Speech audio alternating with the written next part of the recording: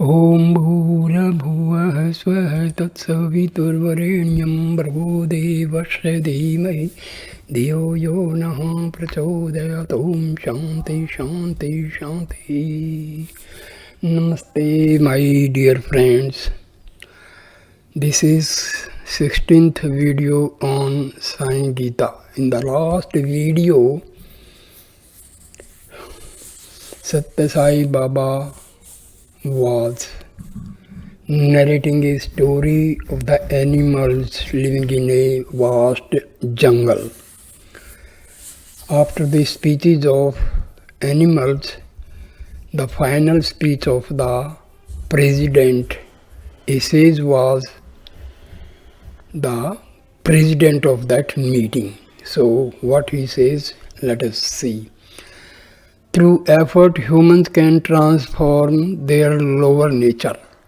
The sage addressed the gathering, "Dear animals, all that you have just spoken of is true. Whenever a spiritual teacher does something or says something to us, it is meant for our own good. It is intended to promote our inner development and also our friendship and good understanding with others. But as soon as this friendship flowers and understanding blossoms forth, human beings become suspicious and think that something bad is being done to them. To your face they will offer salutations and use words of praise, but behind your back they will criticize and revile you. Filling themselves with opposites like that and with low forms of cleverness, they waste their intelligence and their lives." All the defects have been pointed out here are certainly true and present in humans. As for good, sleep, breathing and such things, there is absolutely no difference between humans and animals. The sage continued, I do want to point out, however, that there is one specialty in human beings that is unique, in which they cannot be compared with the animals. Animals may inherit a streak of cruelty. Once they have acquired that, they cannot change it. A tiger, however hungry he may be, will not eat rice and curry. He only aspires to have mutton. He will not settle for just a little tea and biscuits. However much he may try to change his habits, he will not succeed. On the other hand, if sufficient efforts are made by humans, they can transform their cruel nature and any of their bad habits. The most important difference between humans and animals is that humans with effort can bring about a complete transformer in themselves, whereas animals will not be able to accomplish that. These special capacities and skills for transforming themselves are only available to human beings. The fox got up and said, Swami, we will concede that human beings have these special capacities for changing themselves. But if they do not make use of these capacities, do they deserve the high status that they enjoy? The president declared, if anyone has the capacity to change himself but does not use it, then he is much worse than an animal. At this, all the animals burst into an uproarious applause. The cheering went on and on until the president gabbled for order. The sage then repeated the principal point he had just made, that any human being who had the capacity for doing good but who do not use this quality to improve their own behavior and develop the good within themselves were without a doubt worse than animals. Then the sage added, what is the use of all the learning that human beings accumulate? Will it change their faith? As soon as bad thoughts enter their heads, Their thinking becomes dull and they become like idiots. In learning and skills, humans have attained a high status, but all this learning is only for the sake of procuring some bread. They use their education only to fill their bellies and to eke out at livelihood. All this point, the fox got up and added to what the president had just said. In the process of acting out their livelihood, humans use all kinds of unethical means. In this respect, it is clear that we animals are much better than human beings. The fox got carried away by his own rhetoric. He continued for some time on the same theme. We are always here in gaining our livelihood. In all respects, when compared to humans, we are far better. Really, we are the best. He got an exuberant, almost righteous ovation from the whole four-footed assembly. Everyone agreed wholeheartedly with this appraisal and urged the fox on to say more. But now the enthusiasm had exceeded its limits and the president pounded the gavel and called for order. The sage arose and made a few additional remarks. He explained the second major difference that makes human beings unique. He said, man has been able to conquer Maya. He has been able to master illusion. Once he has achieved that, he is able to experience the Atma, his own true divine self. Then he can reach the state of Nirvana, the exalted state of eternal bliss. This is a vital difference between humans and animals. The vital difference between human beings and animals. Human beings have the power and also the authority to conquer Maya and totally free themselves from delusion. If man takes the trouble and makes the effort, he will be able to directly experience the Atma and thereby know himself as the divinity that he truly is. With the help of spiritual exercises, he can reach Nirvana and be immersed in supreme bliss. In the interest of truth, I have to point out that you animals do not have these powers and potentialities with which human beings have been endowed. The sage added, dear children, in the English language, human beings have been collectively called mankind, using the generic term man. The same is given in Sanskrit as manava. The inner significance of man is that human beings can separate and remove this illusion, Maya. They can get the vision of Atma and immerse themselves in wisdom and joy in the state that is called Nirvana. This then is the meaning conveyed by these letters, man. Their M stands for Maya, removed. A stands for Atma, realized. N stands for Nirvana, attained. Attaining Nirvana means that man becomes one with joy and bliss. So a true human being is always one who has removed the ignorance of Maya, who has had a vision of the Atma and who has become merged in the supreme state of bliss. When the sage had finished, all the animals bowed their heads and there was a deep, reflective silence. They mulled over the words the president had spoken. They had to agree that these were three possibilities which they, in their present forms, could never hope to achieve. But then a question was raised by one bold buck. Have all human beings been able to attain this? The sage responded with a resounding no. He said, only very, very few people care at all about these extraordinary treasures which are their birthright.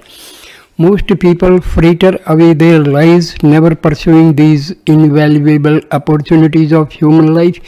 Their pursuits reek with selfishness and they treat each other much worse than animals. Although humans have this great capacity for wisdom and bliss, they do not develop themselves in this direction and so they have not been able to derive any real joy from their lives. Most human beings behave even worse than animals. The animals came to a consensus and agreed that these people who do not make any effort at all in these directions are just like them, and there is absolutely no reason for distinguishing them from animals. The sage agreed. Then, on a personal note, the president explained the reasons why he had come into the forest to live. He said, human beings do not care much about these noble qualities. Animals give trouble only to those who give them trouble. Otherwise, they will live in peace with one another. But humans hurt those who do not hurt them at all. Without any reason, they begin to blame and cause trouble, harming people who are unblemished and who have given them no cause for provocation. Humans also enter into kinds of improper work which they have no right to be engaged in. He concluded, it is for these reasons that many true spiritual seekers have become renunciates, have given up the company of man and gone into the forest to live. Humanity is becoming increasingly selfish. Whatever people say, whatever they do, whatever they think is laced with selfish motives. Animals do not have such selfishness. Animals are not harming other animals and accumulating wealth. Therefore, in many ways, humans behave worse than animals. In this context, Krishna said to Arjuna, be a true human being, not one who is worse than an animal. Rise above the animal nature to your true human nature. There are two qualities of animals that you should never have. You are neither a sheep, which is timid and fearful, nor you are a tiger, which is cruel to others. You are a man. You are worthy of higher things. Be fearless. Do not ever allow yourself to be subjected to fear. In truth, you yourself are the divinity. Sorrow and fear can never have any power over you. Whenever you have a firm faith in God, you will be fearless. But if you do not have, there is infinite power inherent in the human heart. But despite such power, you do not have faith in yourself. What is the reason for this? The reason is that you feel separate. You believe that you are different from the divinity. But in truth, the divinity is always inside you as your very core. This same divinity pervades the entire universe. When you develop a firm faith in God, you will never have any fear whatsoever. You will recognize that the God you worship is the one who is present everywhere in whatsoever. You will recognize that the God you worship is the one who is present everywhere in everyone and everything, and also in yourself. That belief will remove all vestiges of fear from your heart. But if you do not have that faith, then you will be ridden with fear. Every moment, every step, you will be afraid. When a truck comes in the opposite direction on the road, you will be afraid. Right from the very moment when you get up from the bed until you again go to bed, you will be afraid. And even in bed, you will be afraid that thieves might break into the house and steal your belongings.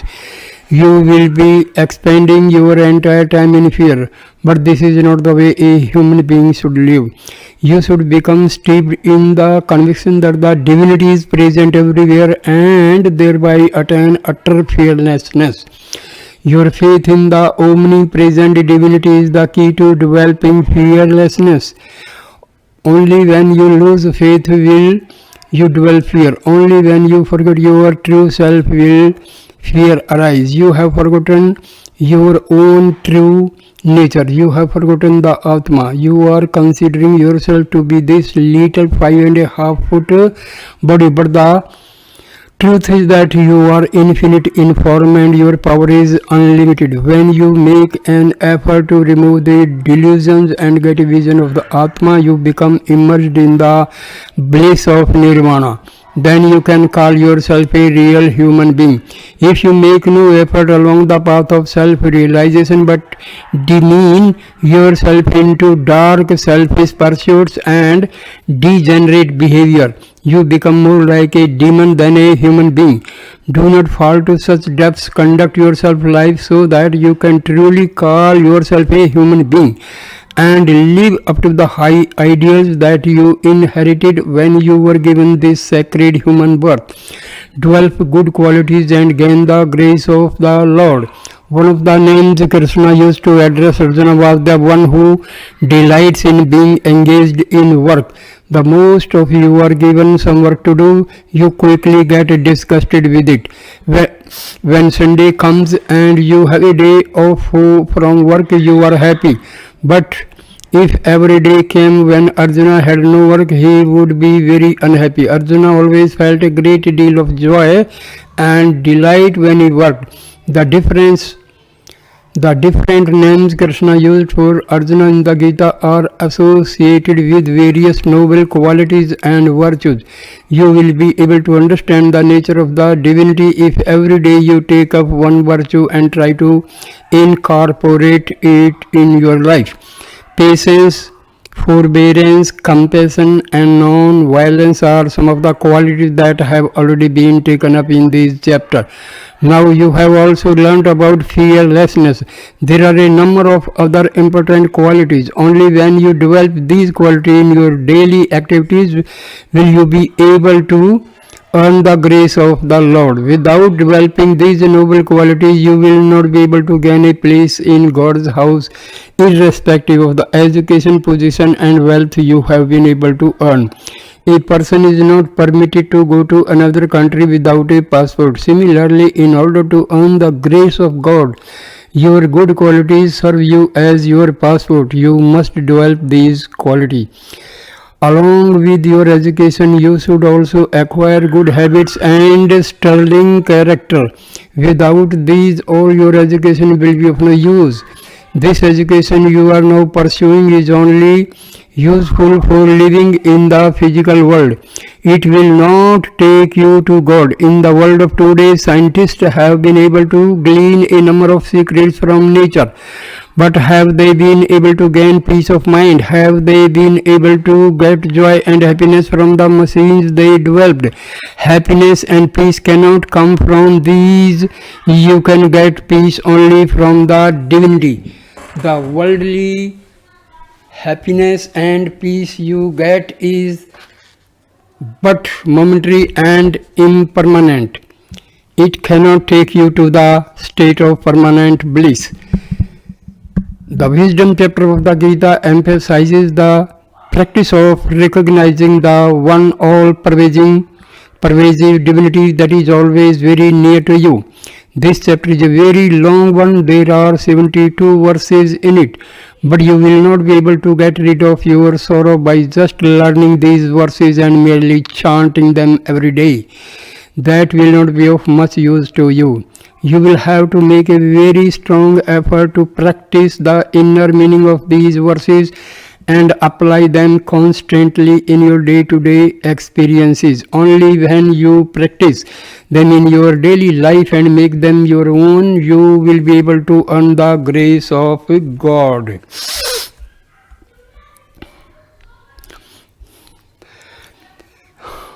And be forever united with Him. Turn towards God and God will turn towards you. When you develop your power of discrimination and become fully awake to the indwelling divinity, you will not suffer sorrow nor be subjected to fear. But as long as you have attachment to the body and attachment to objects, fear and suffering will be with you. Therefore, Krishna told Arjuna to develop his discrimination and rid himself of body consciousness. He told him that once he was free of body consciousness, he would be able to develop integral vision.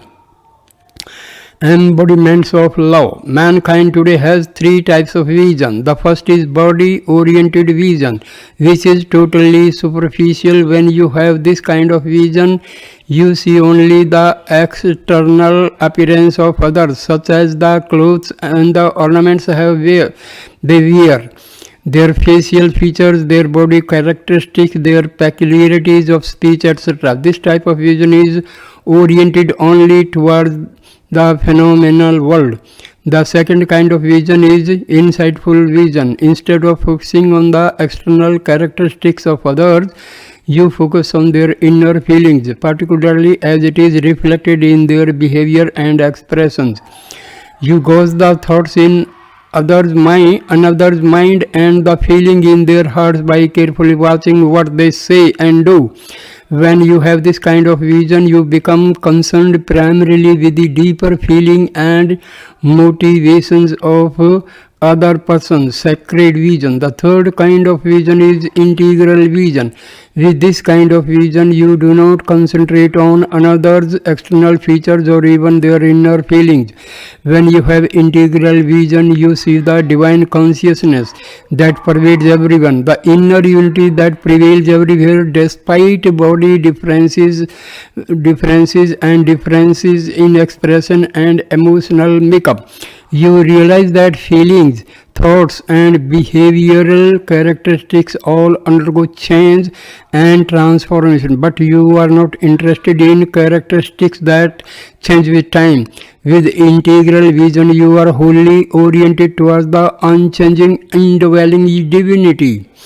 Such a deep inner vision is a sacred vision. When you have this, you are in the hands of God. More than that, not only you are in the hands of God, but verily you become God himself. The truly wise say that one who knows God becomes God. As you perceive, so you become. Therefore, when you gain integral vision, you take on the sacred nature of the divinity itself. To become a person of the highest wisdom, you must develop integral vision. You must steadily abide in the inner unity that is at the core of all the outer diversity. It is for this reason that Krishna commanded Arjuna to steadily turn his vision towards his highest self and to maintain that vision at all times under all circumstances. Chariot festivals. In India, there has been a tradition from ancient days for temples in villages and towns to conduct chariot festival. During these festivities, the idol of the deity installed in the temple is taken in procession. First, a huge chariot is constructed for this purpose. Then the chariot is elaborately decorated and beautiful seat is provided therein for the deity. On the auspicious day, the deity is transferred from the temple to the chariot with appropriate rituals and incantations. The chariot is then taken through the streets in a colorful procession pulled by devotees and preceded by groups of dancers, musicians and singers. Along the course of the procession, many people offer worship to the deity by lighting sacred lamps and waving them as the chariot comes by. During these festivals, thousands of people gather coming from all surrounding villages. Three kinds of people come. The first kind, which constitute the bulk of the people present for the festival, concentrate all their attention on the chariot and its external appearance. Then there are others who concentrate mostly on the sacred feelings generated by the procession, such as the fervent piety of those who are pulling the chariot, the ecstatic joy of the dancers and singers, and the reverence of the priests and devotees who are offering worship. Thirdly, there are a few who recognize the real purpose for which this festival has been arranged.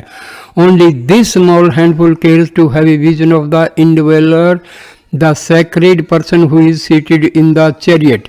Of course, the festival is being celebrated for the purposes of installing the image of God in the chariot. Without the representation of God, the festival would have no meaning. This sacred figure inside the chariot Chariot represent the indweller who is God himself, but only the rare individual will turn his full attention towards that divinity. Most people will see only the physical appearance of the chariot, its decorations and other such things as the fine raiment put on the sacred image inside, the costumes worn by the dancers and musicians, and all the sound and color of the festivities. The largest number will concentrate only on these external things, but there will also be some people who concentrate their attention on the rituals of worship and the offerings being made, such as the breaking of coconuts, the waving of lamps and incense, and the devotion expressed through these rituals. The number of people with this kind of vision and interest will be much smaller than those who concentrate on the decorations, the dances and the dramas, and all the external paraphernalia associated with the festival. But the divine person who has been installed in this chariot, who is driving this chariot and who is the resident of this chariot, will be seen by only very small number of intensely devoted people who yearn to have the sacred vision of the divinity. In the huge throng turning out for the festival, such people may be counted on the fingers of one's hand. For them, all the outer trappings and all the sound and excitement of the process will only get in the way of their having a real vision of God. All they long for is to see and be with their beautiful Lord, whose representation is seated in the chariot of the human body. What is the deeper meaning of this chariot? How many such chariots are there? The chariot that is being spoken of here is the human body. So there is not just one chariot but millions upon millions of chariots. Every day these chariots move from state to state and house to house, taking the indwelling resident in procession. You have been developing your vision in such a way that you see only the body and its external features or the expressions arising from various feelings and emotional states. But you have not learned to develop the internal vision, the vision which perceives the indwelling person in this chariot of the body and understands who he really is. It is very rare individual who attempts to look deeper beyond the external and superficial aspect of the body and beyond the emotional and mental traits of the individual to try to discover the sacred divine principle which is there inside. The bodies of human beings are not the only chariots. The bodies of animals like dogs or tigers or elephants are also chariots. In fact, the body of every being is a chariot. For example, Lord Shiva is depicted as riding on Nandi, the bull. The bullock is Shiva's chariot. Yet when you see a bullock, you do not think of Lord Shiva. Still he will be seated there. When you see a rat, you will not be thinking of Ganesha, the elephant god, who represents the aspects of protection and wisdom in the divinity. Lord Ganesha will be there riding on that rat. The rat is his vehicle. So it is also a chariot in which God is installed. In a similar way, lions, crows, dogs, snakes, eagles, and so many other animals and birds are used as vehicle for the many different aspects of God. In truth, every living being is a chariot taking God in procession.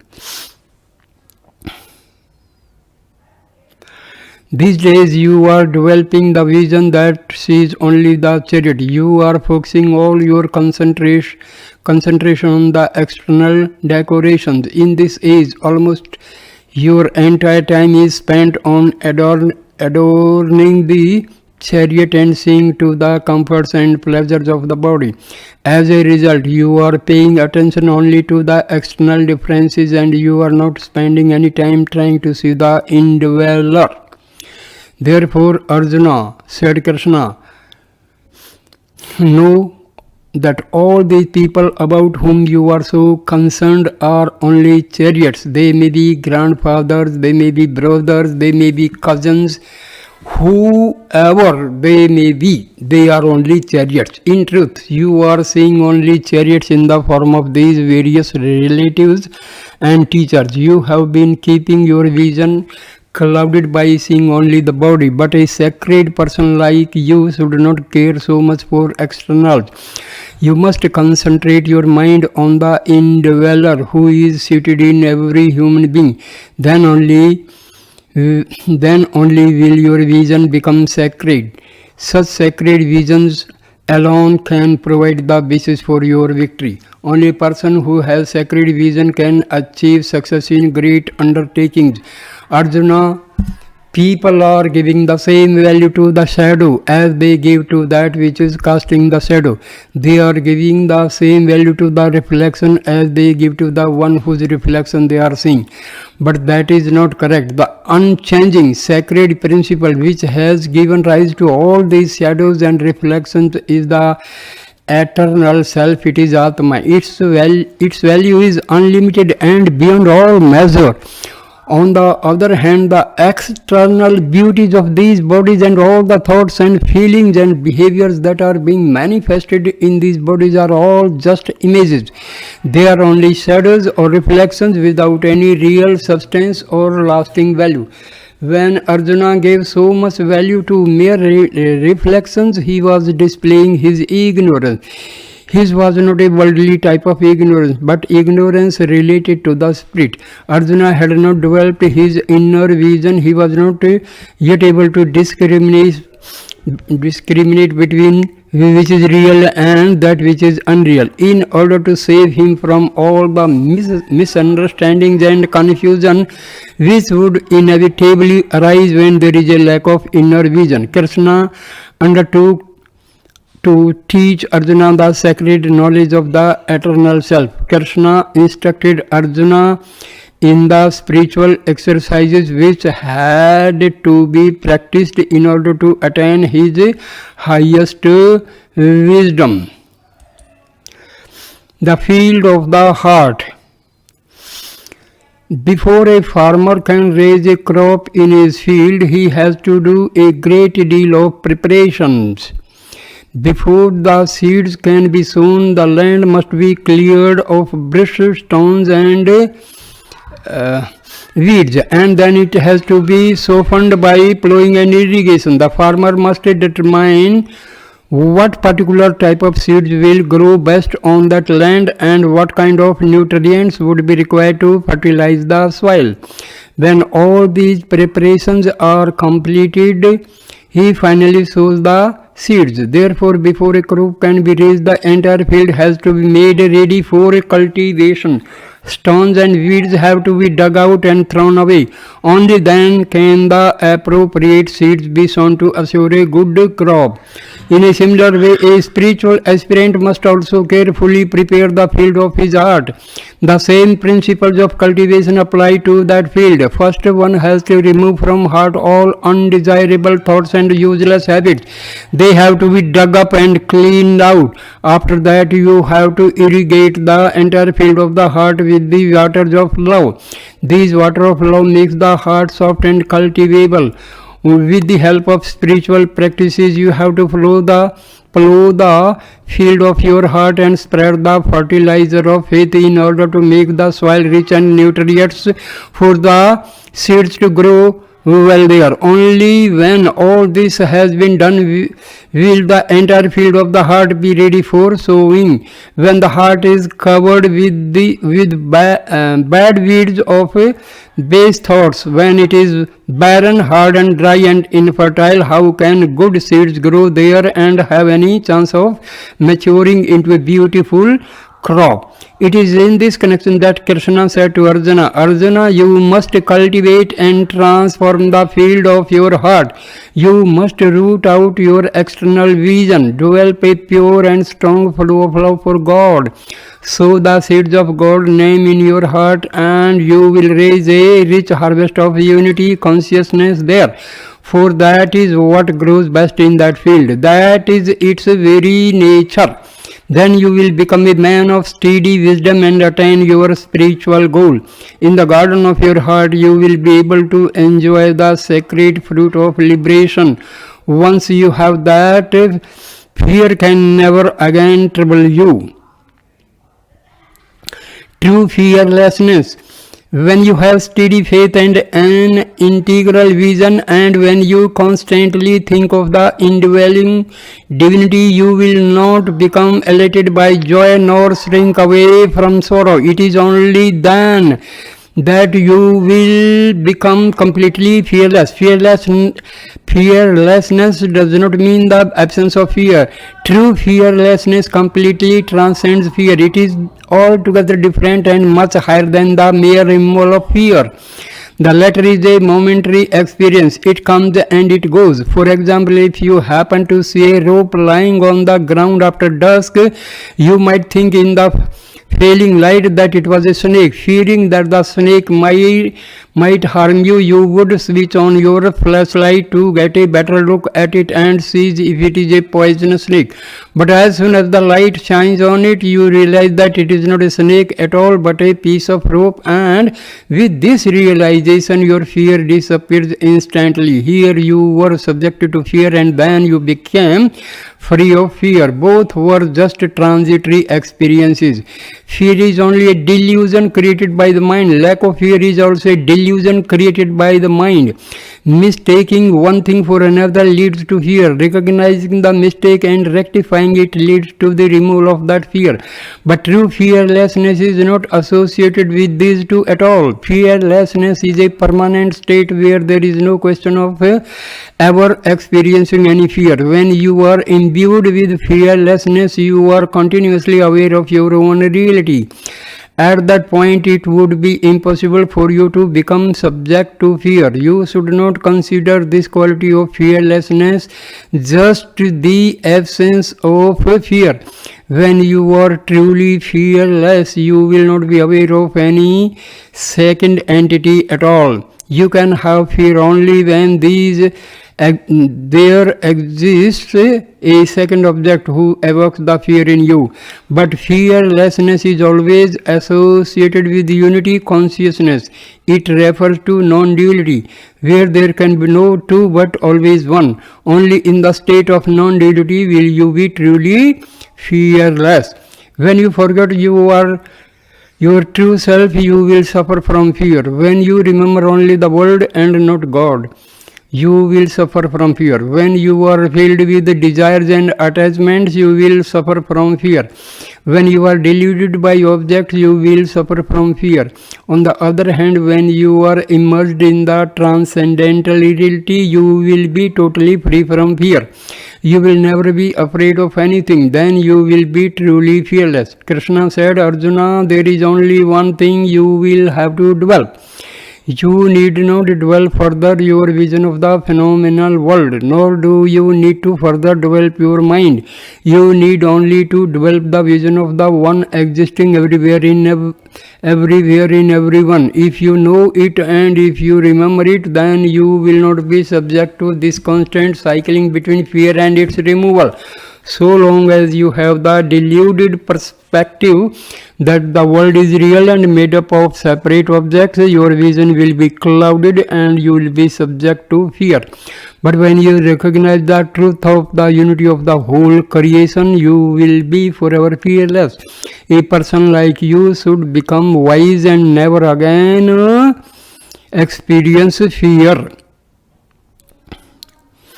So I end this video here. Thank you, my dear friend, for watching and listening this wonderful video. Please like, comment and share the video and subscribe my channel. Thank you.